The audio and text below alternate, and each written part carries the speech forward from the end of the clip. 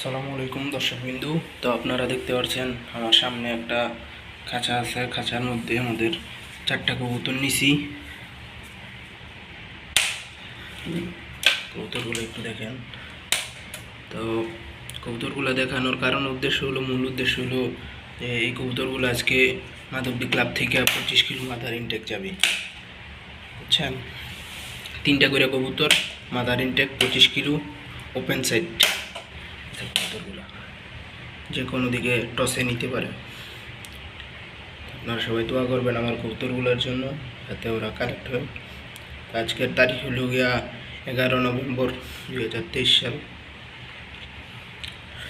3টা করে কবুতর, আমি 4টা নিছি, একটা কবুতর বাদ দিব এখান থেকে, আর 3টারে সিল খাওয়াবো।